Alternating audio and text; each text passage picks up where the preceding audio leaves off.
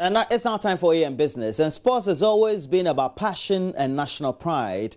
But it appears the trend is changing in recent times. And for most sports lovers, the game has moved beyond just the fun of it to a combination of business and pleasure. And so in the following report, Sandra Sinamapenu takes a look at the activities of betting companies around Ghana and how football fans are also cashing in on the World Cup that is ongoing in Russia.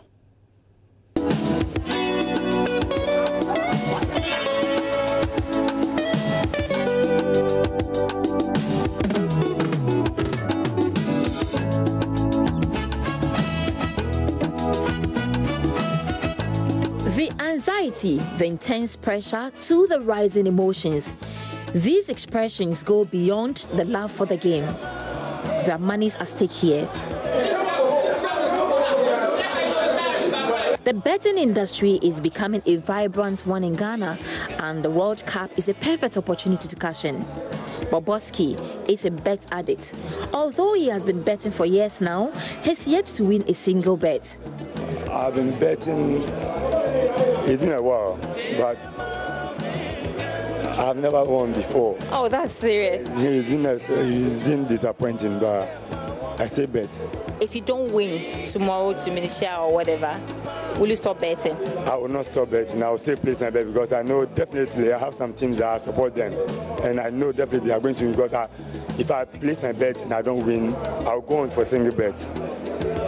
So you've been doing more than a single bet. That's why you go for the higher amount. Exactly, I go for a higher amount. So like the score, the real correct scores and all. Scores and those things. So if I bet England from today and I didn't win, I'll go in for single bet. Maybe Portugal, Morocco, Spain, Iran, for single bet. Now you'll be winning 200, 100 Ghana. Exactly, and I think it's cool.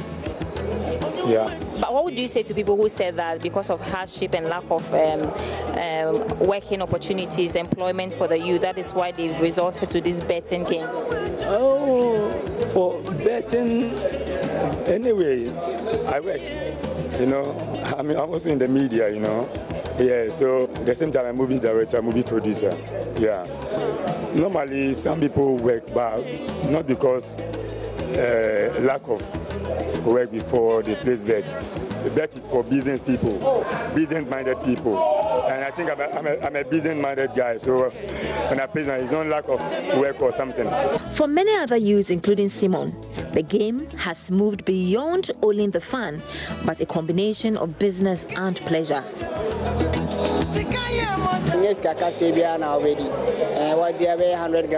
I don't win anything big. Sometimes I win between 100 and 200 Ghana cedis, and when the money gets finished, I come to place another bet for my upkeep. And thinking gambling is a prison for only the youth? Perhaps you may have to reconsider this. 62-year-old Joseph Boateng is a popular face at the betting center.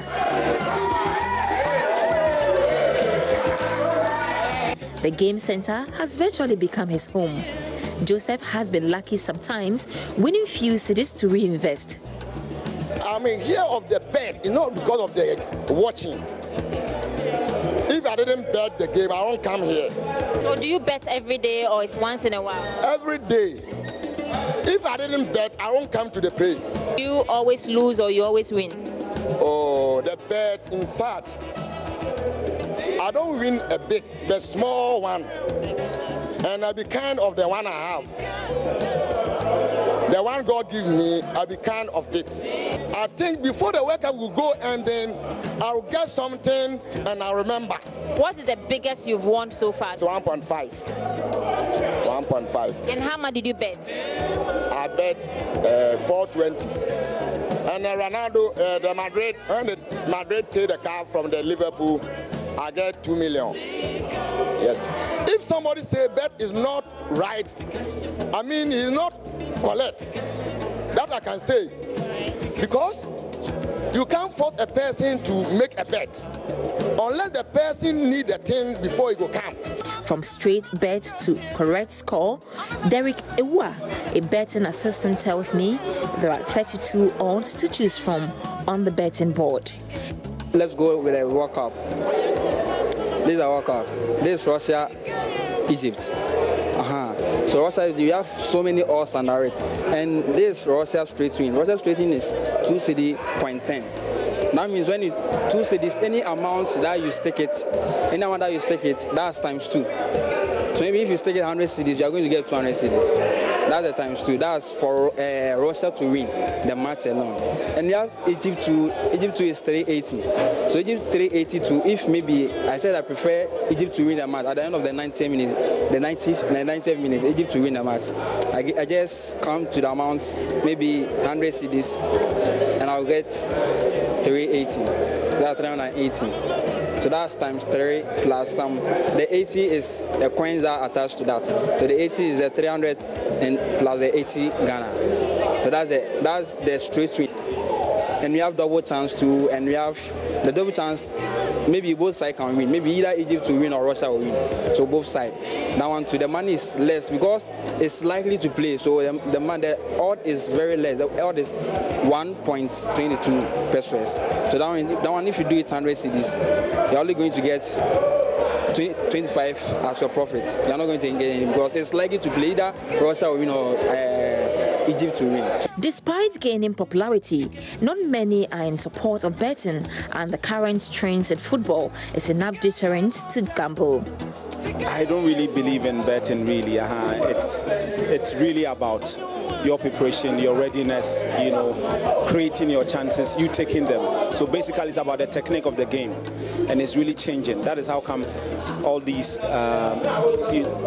big shots are really falling, and then these small countries, so-called, the underdogs, are really taking place, and then they are taking over the big teams. I don't bet. Why don't you bet? Because I'm a Muslim, so I don't believe in betting. Others are worried about activities of illegal operators duping young people. Currently, there are about 23 sport betting companies registered with the Gaming Commission. The Commission is equally concerned about the proliferation of illegal betting companies in the country. Children are not supposed to get close to these machines, but because of your 50 cedis, 100 cedis that you make, you expose these kids to them. The law says children are not supposed to get close to the machines. We are pleading with them. Please, they should not expose these kids to the machines. The machines are supposed to be placed in enclosed facilities. If anybody comes to you to operate a machine, once again, kindly cross-check with the Gaming Commission of Ghana. We have an email. You can drop us a mail, info@gamingcommissiongh.com. It's very active. People keep sending information, and we'll definitely respond to you. We need the public to cooperate with us to ensure that things are done appropriately. And then with the betting shops, also, if you enter a betting facility, you're supposed to check for the license. If it is not licensed, please do not engage their activities, because if there's a win and they don't pay your winnings, who then do you report to? So if you spot any gaming activity in your community which you are not too sure of, just contact us. In 2013, a research by Ellis and Krejcik Gaming indicated online gaming markets grew 8.6% over the previous year. The total gambling gaming gross win accounted for 10% of the market share and expected to increase to 14% by 2020. Illegal sports betting markets in the US, for instance, according to the research, was worth an estimated $270 million in 2017, with another $2.5 billion to $3 billion in the black market betting same year. And as the quest for gambling grows, so is the risk of becoming an addict. But for bettors, if the luck shines on you, smile away to the bank. If not, just wear a long face back home, hoping for a better luck next time. Sandra Sinamapeno, Joy Business.